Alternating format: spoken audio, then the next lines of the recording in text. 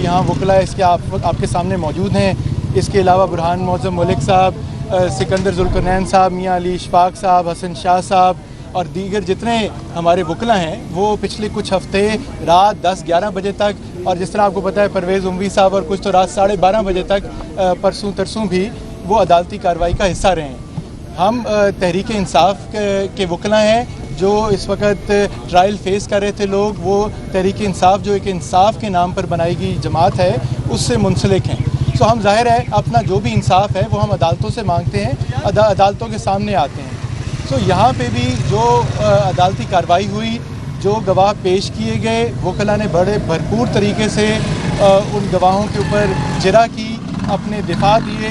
Senator Ejaz Chaudhary साहब की तरफ से आपको पता है कि 9 गवाह आए उनकी एलिबाई देने के लिए कि जी वो जो जिस साजिश की बात की जाती है उस वक्त वो कहीं और मौजूद थे, एक मीटिंग में थे। तो देखें ये सब बातें हुई। आज जो है क़यादत के जो इस वक्त नाहक कैद में मौजूद हैं कायदीन पाकिस्तान तहरीक इंसाफ के कोट लखपत जेल में, उनके तासुरात कोई परसों से या कल से बदले हुए नहीं थे। वो वही थे कि जी हम फैसलों का इंतज़ार कर रहे थे, हमें कोई मुख्तलिफ बहुत फैसले की उम्मीद नहीं थी। सिर्फ 3 बातें हैं ज़रूरी जो उन्होंने कहा है कि पैगाम दिया जाए, और मैं भी आपको बताना चाहता हूँ कि देखें अदालती अमल का हिस्सा बनने से चीज़ें सामने क्या आती हैं। मखदूम शाह महमूद कुरैशी साहब का जो वाइस चेयरमैन है पाकिस्तान तहरीक इंसाफ के, उनकी पिछले केस में भी 97 केस में भी बरियत हुई। आज यहाँ दूसरे ATC के जज साहब ने भी उनकी बरियत का फ़ैसला दिया। पूरा पाकिस्तान जानता है कि वो अपनी अहलिया की बीमारी की वजह से उन दिनों के ऊपर आगा खान अस्पताल कराची में मौजूद थे, और उसकी बहुत सारे सबूत मौजूद हैं जो पहले ही अदालत के सामने भी रखे जा चुके हैं, मीडिया में भी मौजूद हैं। आज इन जज साहब ने भी उसकी तौसीक की। तो जो डॉक्टर यास्मीन राशिद साहिबा हों, सेनेटर एजाज चौधरी हों, उमर सरफराज चीमा साहब हों, मियाँ महमूद रशीद हों, उन्होंने ये कहा है कि जी हमारी तरफ से इस चीज़ की मुबारकबाद है कि पार्टी के वाइस चेयरमैन को आज उनको एक और बरियत मिल गई है, 2 केसों में एक और जज से बरियत मिल गई है, और उम्मीद है कि वो रिहाई की तरफ उनका अमल जा सकता है। उनको अब पाबंद सलासिल रखने की कोई वजह नहीं बनती। दूसरी अहम बात जो है कि जो शादमान थाने का केस था 768 ऑफ 23, तो वो जो है मियाँ महमूद रशीद के इर्द गिर्द घूम रहा था कि ये मौके पे मौजूद थे, फायरिंग हुई, बाकी वाक़यात हुए। तो जज साहब ने आज खुली अदालत में हम सब की मौजूदगी में ये कहा है कि जो प्रोसिक्यूशन का केस था मियाँ महमूद रशीद की मौके पे मौजूदगी का, मैं उसको तस्लीम नहीं करता। तो ये बहुत बड़ी बात है। अब ये अदालती अमल का हिस्सा बनने से ही ये 2 चीज़ें सामने आई हैं। तीसरी अहम बात जो है वो ये है कि आप देखें कि इन केसेस में इन कायदीन के अलावा नाहक कैद या बेलों पे इस वक्त मौजूद वर्कर्स भी हैं और आम पाकिस्तान के शहरी भी हैं। आज इन दोनों केसेस के अंदर 19 लोगों की बरियत हुई है। यहाँ सुलेमान शाहिद साहब शायद जान वकील हमारे मौजूद होंगे। ये 4 आपने शायद जुवेनाइल्स के बारे में सुना होगा जिनका ट्रायल चल रहा था। हमने जज साहब के आगे दरख्वास्त भी दी थी कि ये जो वाक़ये की बात आप करते हैं उस वक्त ये कोई 16 साल का कोई 17 साल का था, इनकी हद तक यहाँ केस नहीं चलना चाहिए। खैर केस चला, उन्होंने वो एप्लीकेशन मुस्तरद कर दी थी। अच्छी बात यह है कि आज उन 4 की बरियत होगी। तो देखें इस अदालती अमल का हिस्सा बनने से हमारे सामने क्या चीज़ें आई हैं कि पार्टी के वाइस चेयरमैन को आज एक दूसरी ATC की अदालत ने भी बरियत दी है। मियाँ महमूद रशीद के जिनके गिर्द शादमान थाने का केस बनाया गया, जज साहब ने खुद कहा कि मैं प्रोसिक्यूशन की गवाहों को और उनकी दलीलों को नहीं मानता।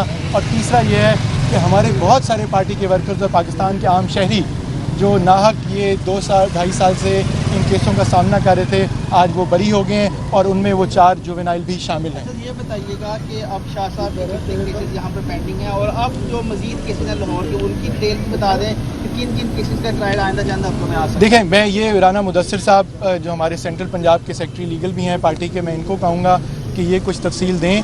जहाँ तक शाह महमूद साहब की बात है तो उनकी अब सिर्फ उनके ऊपर टोटल कोई 57 के करीब केसेस हैं पाकिस्तान में, लेकिन उनकी तकरीबन सब में बेलें हुई हैं। जो सिर्फ यहाँ पे इन 2 अदालतों के आगे 6 बेलें उनकी रहती हैं ATC की अदालतों लाहौर में, और इन्हीं 2 जजेस के आगे हैं जिन्होंने बरियत का फ़ैसला दे दिया है। तो कानूनी तौर पर तो अब कोई जवाज़ नहीं है उन बेलों को ना सुनने का और उनको इंशाल्लाह बेल ना देने का। बाकी डिटेल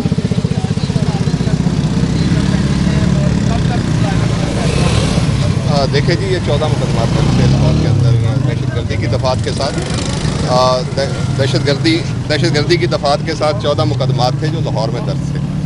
उन 14 मुकदमात में से अब 6 मुकदमात वो हैं जो बकाया हैं शाह महमूद कुरैशी साहब के, जिनकी ज़मानतें बकाया हैं। उनमें से 3 में तो पहले बरीयत का फ़ैसला आ चुका है, जो शेरपाव ब्रिज के हवाले से केस जाना जाता है। आज थाना शादमान और 103 जो राहत बेकरी के सामने गाड़ी जली थी, उस मुकदमे में भी उनको बरी कर दिया गया। तो इसके बाद उनके 6 मुकदमात हैं लाहौर में जिनकी ज़मानत होना बाकी है, जो कि 2 ATC 3 से रिलेटेड हैं और 4 मुकदमात ATC 1 से रिलेटेड हैं। तो अगर इन 4 मुकदमात में भी आने वाले दिनों में ज़मानत हो सकती है और यकीनन हो सकती है, तो दोनों अदालत अपने व्यूज़ दे चुके हैं। जो एविडेंस कलेक्ट हुई उसकी बुनियाद पे वो कह चुके हैं कि ये बरी हैं। तो अब कोई जवाब नहीं बनता कि वो जेल में रहें मज़ीद। लेकिन अब चूँकि निज़ाम जो है वो कानून के मुताबिक तो नहीं चल रहा, ये पहले ही हो जाना चाहिए था कि साइफर के बाद जब एक मुकदमे GHQ वाले में उनको अरेस्ट किया गया, उसमें बेल हो चुकी थी, वहाँ पे ये जो उनकी प्ली थी वो एक्सेप्ट हो गई कि ये उस वक्त नहीं पे मौके पर मौजूद थे। तो जब वो मौके पे मौजूद नहीं थे तो आज से 1.5 साल पहले उनको छोड़ देना चाहिए था, लेकिन रिहा नहीं किया गया पॉलिटिकल विक्टिमाइजेशन की वजह से। तो उम्मीद करते हैं कि आइंदा दिनों के अंदर इनमें मज़ीद जो बेलें हैं उनकी समाअत जल्द होगी और वो जल्द इंशाल्लाह बाहर आ जाएंगे। ये कानूनन तो यही रास्ता है।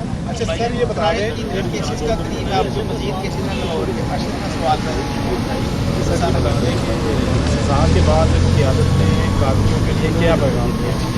सज़ा के बाद सबसे पहले तो जो क़यादत जो है वो कहती है कि हमें वो लाहेअमल बनाना पड़ेगा कि हम चूँकि पॉलिटिकल लीडर्स जो अंदर हैं जेल के अंदर, हमें सज़ा हो रही है, हमें इससे फ़र्क कोई नहीं पड़ता।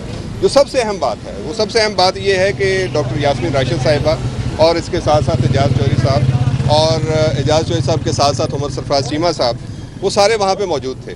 उन्होंने सबसे अहम बात की कि वहाँ सज़ाओं से हमें फ़र्क नहीं पड़ता। और इसमें एडिशनली अगर बात करूँ तो डॉक्टर यास्मीन राशिद साहिबा अदालत में सज़ा सुनने के लिए भी नहीं गई, वो साथ वाले कमरे में बैठी थी और उन्होंने कहा था कि अदालतों के जो फ़ैसले फ़िलहाल आ रहे हैं उसका हमें इल्म है कि ये किस तरफ अदालतों के फ़ैसले जा रहे हैं। और मियां महमूद रशीद साहब जो हैं वो अपनी बैरक में जा चुके थे अपने केस की समाअत होने के बाद, वो अदालत में अपने केस का फ़ैसला सुनने नहीं आए। और अदालत के अंदर जो बात हुई इस फैसले के बाद, उन्होंने कहा कि हमारे जो कारकुनान हैं इनको बेगुनाह है, बरी होना चाहिए, इनको छोड़ना चाहिए। हम जो हैं वो जेल उनकी जगह काटेंगे, हमें जेल में रख लें, लेकिन हमारे जो कारकुनान हैं इनका जो ट्रायल है, इनकी जो मज़ीद विक्टिमाइजेशन है वो बंद की जाए, क्योंकि उनके बच्चे हैं, उनकी फैमिलियाँ हैं, वो बहुत सारे साल जो हो गए हैं वो इसको फेस कर चुके हैं। अब इसका इख्तिताम होना चाहिए और बाकी जो मुल्क के हालात हैं वो मुल्क को देखते हुए इसको आगे बढ़ने दें और इन हालात को ख़त्म करना चाहिए। मैं इसमें मज़ीद सिर्फ ऐड करूँगा एक बात कि जो बात नहीं हुई कि इन 5 कायदीन के अलावा आज आलिया हमजा साहिबा को, सनम जावेद को 5-5 साल की और आयशा भुट्टा को 10 साल की सज़ा सुनाई गई है। तो उस पर जो कायदीन अंदर हैं उन्होंने ज़ाहिर तशवीश का इजहार किया। जहाँ तक आलिया साहिबा की बात थी तो वो और सनम जावेद की वो शायद रिकॉर्ड पे बात मौजूद है कि उस दिन वो गिरफ़्तार हो चुकी थी जिस दिन का वाक़या। बहरहाल पैगाम बिल्कुल यही है कि देखें, हम तो अभी भी अदालतों का सामना कर रहे हैं, बाकी भी जो ट्रायल हैं अदालतों में चलेंगे।